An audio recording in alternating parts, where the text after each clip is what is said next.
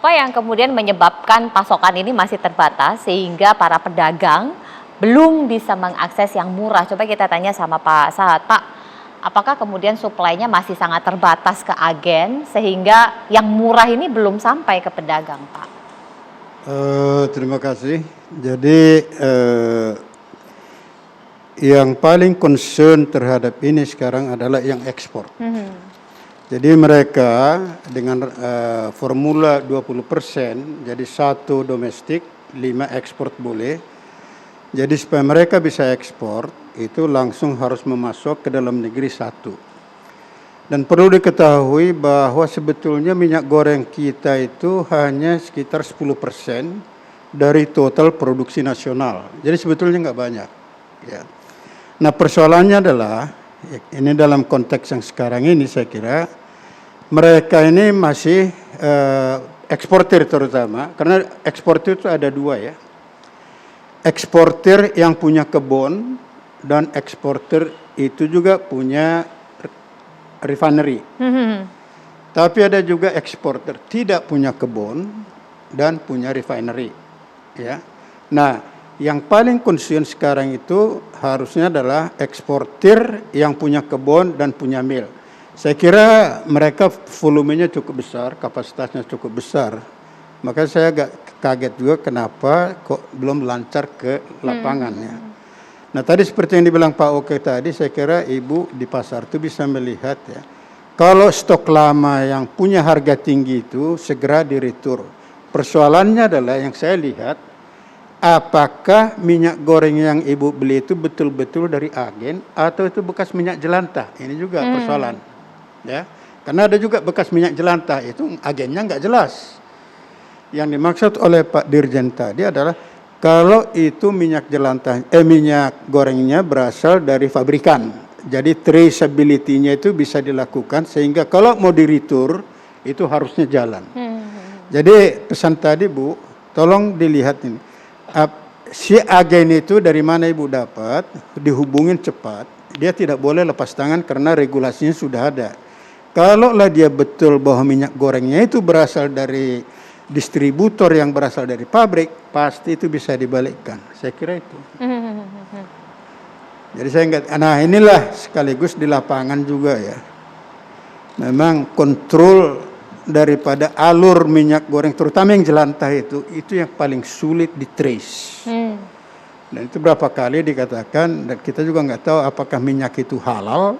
Kita juga ada pernah bicara waktu itu di Bogor, itu segera sebetulnya nggak jelas itu sumbernya, halal, karsinogenik atau apa. Tapi dengan ini saya kira, saya melihat strategi yang disampaikan oleh pemerintah itu sudah cukup baik ya. Artinya apa? Jangan domestic market diatur oleh harga luar negeri. Yeah. Nah ini yang sedang dijalankan. Nah itu yang disampaikan tadi, bahwa bagaimana upaya ini konsisten. Dan ini perlu kita lihat. Karena saya lihat begini, ada pola perubahan diet di dunia ini sekarang. Kalau diet kita itu ada 3. Protein, karbohidrat, dan minyak. Itu mundur. Nah minyak ini naik.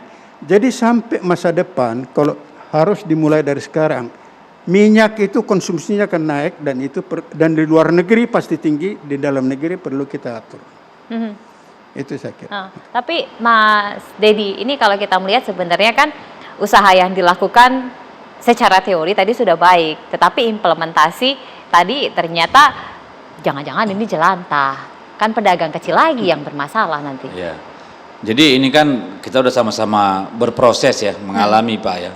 Bahwa dulu persoalannya adalah kita punya produksi yang sampai hampir 51 juta ton CPO, tetapi untuk memenuhi 5 juta ton aja kita setengah mati gara-gara ekspor, kan gitu. Sekarang sudah kita bikin satu harga, tapi nggak nyampe juga harganya, malah barangnya hilang. Ya. Jadi ini sengkarut yang memang benang kusut yang harus diurai oleh Kementerian Perdagangan. Ini kesempatan untuk melakukan itu. Tetapi itu tidak akan bisa dilakukan jika kita tidak merekonstruksi secara mendasar industri ini. harus kita rekonstruksi secara mendasar. Kenapa? Dan ini tidak hanya terkait dengan minyak goreng, tapi terkait dengan semua komoditi penting bagi rakyat. Harus ada adjustment mechanism yang bisa bereaksi ketika sesuatu terjadi. Dalam kasus minyak goreng ini misalnya dari mulai November paling tidak itu trennya sudah kelihatan.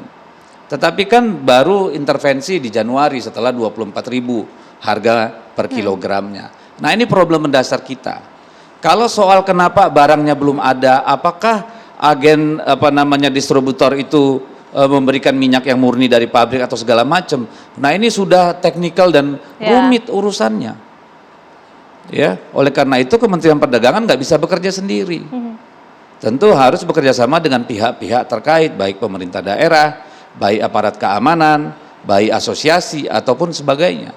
Nah, inilah saya ingin kembali sebenarnya kita punya visi yang jelas, punya mitigasi yang jelas, punya roadmap yang jelas bagaimana kita bisa mengatasi in advance sebelum harga-harga barang-barang melonjak. Ini kan ibarat orang udah jatuh korban baru kita cari pemecahan masalahnya, ya kan?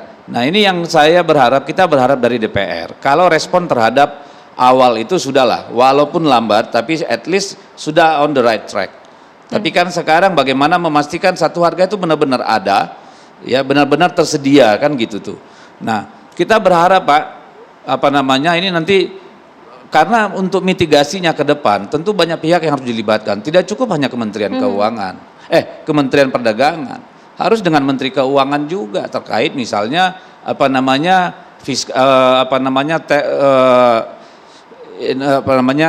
engineering perpajakan misalnya seperti itu kan, itu juga harus bagian dari situ. Dengan Kementerian Pertanian misalnya, ya ini ada banyak apalagi Kementerian Perindustrian juga bagian dari industri minyak goreng. Ini semua harus duduk bareng bersama para pelaku industri supaya jelas Pak. Jadi saya membayangkan bahwa Kementerian Perdagangan itu punya dashboard yang jelas bahwa sekian luas sawit kita, CPO-nya sekian di mana saja gitu ya. Lalu minyak goreng pabrik minyak goreng di mana aja, setiap daerah kebutuhannya berapa sehingga flow-nya jelas tahu. Setiap ada kenaikan demand, ada penurunan produksi, itu langsung bisa ketahuan. Lah itu soal artificial intelligence aja kok, misalnya gitu loh. Demikian juga komoditas yang lain. Ketika kita tahu bagaimana pergerakan harga di kita, bagaimana di global segala macam, harusnya ada alert yang cepat.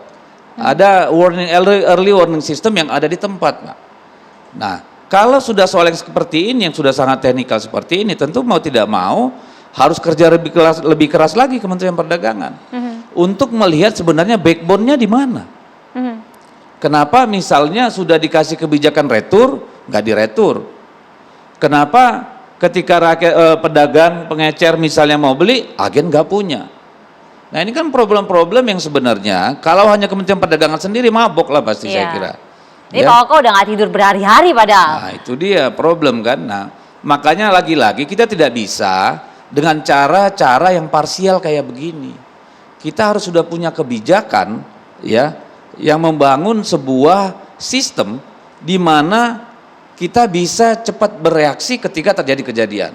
Bayangkan Malaysia itu penurunan produktivitasnya 2021 12%. Tapi harga minyak goreng di tingkat masyarakat bisa 8.500 walaupun katanya subsidized. Why not? It's one of the skenario yang bisa dipakai oleh kita. Dari dana mana? Apakah melalui rekayasa pajak? Apakah melalui BPD PKS atau subsidi APBN? Mari kita diskusikan bersama. Sehingga hal seperti ini, anomali-anomali baik turun naik itu bisa dihadapi. Karena bagaimanapun sebenarnya para pelaku industri sawit ini misalnya yang tadinya bahan baku CPO itu juga punya ketergantungan terhadap pemerintah. Kalau harga jeblok gimana? Mereka tentu minta nanti juallah ke pemerintah untuk B100. Nah, kemarin mintanya udahlah B10 aja biar untuk nutupin kami bisa ekspor kan gitu. Nah, ini yang harus dicari jalan tengah. Karena pada prinsipnya tanah ini milik negara yang digunakan untuk seluas-luasnya kepentingan rakyat. Pasal 33 ayat 3. Pasal 33 itu makanya pengusaha sawit ini bukan pemilik tanah. Tetap ada kewajiban moral menjaga ya, supaya mereka jangan sampai rugi, tapi juga rakyat jangan merana. Ini keseimbangan dinamis yang harus dijaga. Pak Sahat Saya pasti kira. akan Terima kasih. merespon, termasuk juga Mas Tulus. Sesaat lagi kita akan lanjutkan, tetaplah bersama kami.